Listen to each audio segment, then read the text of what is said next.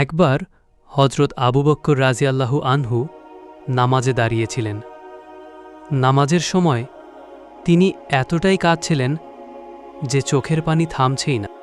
নামাজ শেষে একজন সাহাবী তাকে জিজ্ঞেস করলেন, হে আবু বক্কর, আপনি নামাজে এত কাঁদলেন কেন?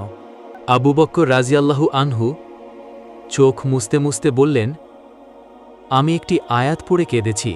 সাহাবী বললেন, কোন আয়াত?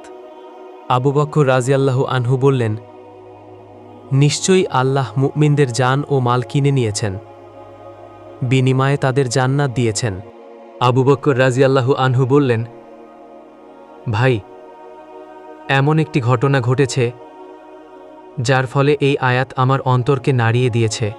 বেশ, শুনুন। আজ সকালে আমার দোকানে এক মহিলা এলেন।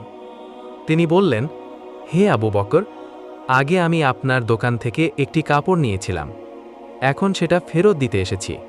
আমি বললাম, আপনি তো অনেক আগে কাপড় নিয়েছেন, এখন ফেরত কেন? তিনি বললেন, কারণ কাপড়টা আমার পছন্দ হয়নি। এই কথাটি শুনে আমার অন্তরে যেন বজ্রপাত হলো।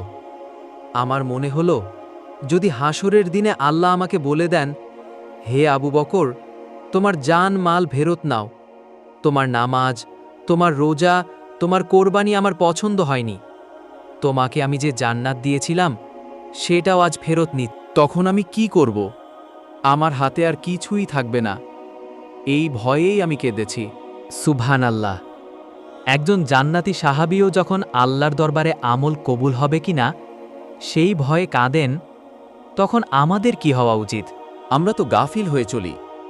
আমাদের মনে ভয় নেই, চোখে পানি নেই, অথচ আমাদের আমল তো খুবই দুর্বল। আল্লাহ আমাদের অন্তর নরম করে দিন, আমাদের আমল কবুল করে নিন, আমাদের জান্নাতবাসী বানিয়ে দিন। আমিন ইয়া রাব্বাল আলামিন।